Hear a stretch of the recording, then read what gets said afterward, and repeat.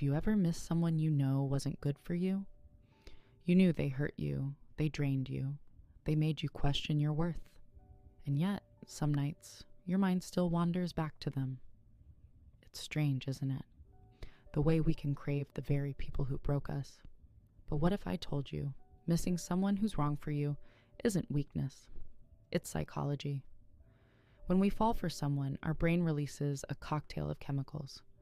Dopamine, oxytocin, serotonin.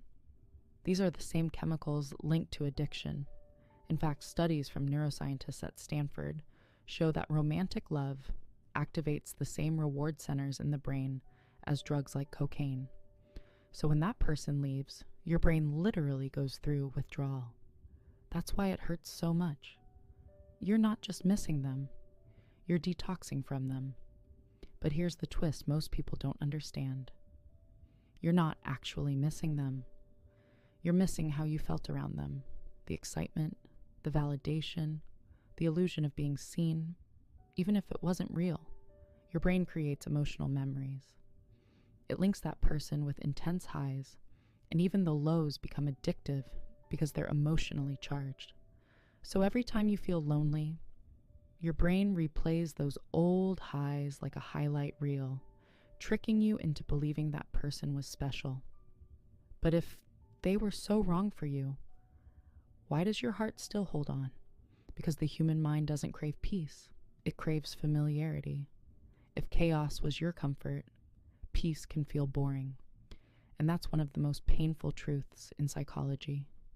You might not be addicted to the person, you might be addicted to the pattern. Maybe you grew up in a home where love was inconsistent, where affection came with conditions.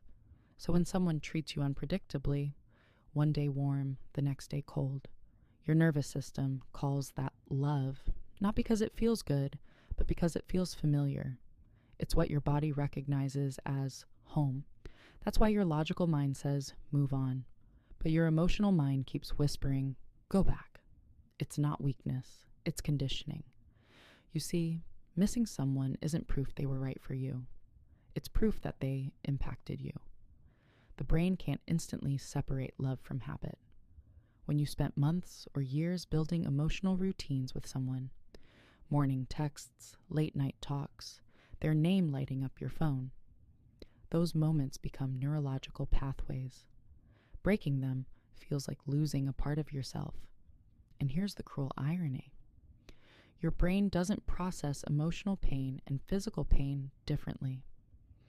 A study from the University of Michigan found that heartbreak activates the same areas in the brain as physical injury.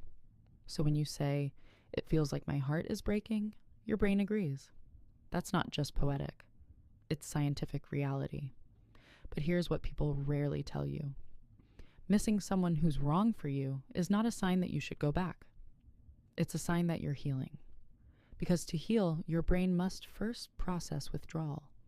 It replays the past to find closure. It revisits the moments to rewire meaning. Every time you resist reaching out, you're teaching your brain that you can survive without them. That's where the real growth begins. The truth is, some people only fit the unhealed version of you. They matched your wounds, not your worth. That's why, when you start healing, they stop fitting. What used to feel like passion now feels like pain. What used to feel like excitement now feels like chaos. That's not loss. That's transformation. You're outgrowing the version of yourself that needed them. But you might still wonder, if they were wrong for me, why do I keep remembering the good times? Because memory is selective. It's biased toward emotional intensity, not truth. Your brain doesn't store relationships like files in a cabinet. It stores flashes, sensations, emotions. It remembers how your heart raced when they looked at you, not the nights you cried because they ignored you. That's why nostalgia is dangerous. It filters out the pain and sells you the fantasy. And yet, even knowing that, we often romanticize people who hurt us. We turn heartbreak into art. We turn toxicity into love stories. But healing starts when you stop chasing closure from the same person who caused the wound. Because closure doesn't come from them saying sorry.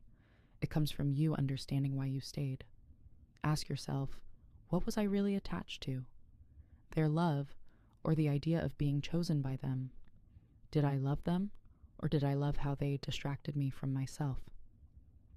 Sometimes we cling to people not because they were special, but because they mirrored our fears. Fear of being alone, fear of being unwanted, fear of being forgotten. And the moment you stop trying to get peace from the same place that broke you, you begin to understand what real peace feels like. It's quiet, it's stable, it's not fireworks. It's safety. It's not obsession, it's clarity. Here's a perspective shift that might change the way you see this. The person you miss was a teacher. They came into your life to show you something about yourself. Maybe they revealed your insecurities, your attachment style, or your lack of boundaries. Painful people are often powerful mirrors, and the lesson was never about getting them back. It was about getting yourself back. Psychologists call this process earned security. It means learning to give yourself the emotional safety you once sought from others. When you start doing that, you stop chasing love that hurts. You stop craving people who confuse you. You stop missing what broke you. And one day, without even realizing it, you'll wake up and their memory will feel neutral, not painful, not nostalgic, just distant. That's when you'll know you're free, because healing doesn't mean you forget them. It means you finally remember yourself more. So if you're missing someone who was wrong for you, don't judge yourself. Your heart is just catching up with what your mind already knows.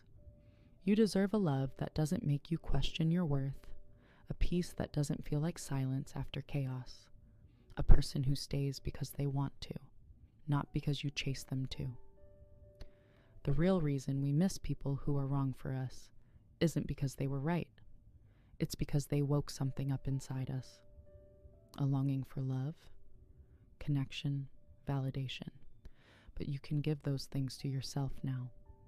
You don't have to keep chasing what hurt you to feel alive. Remember this.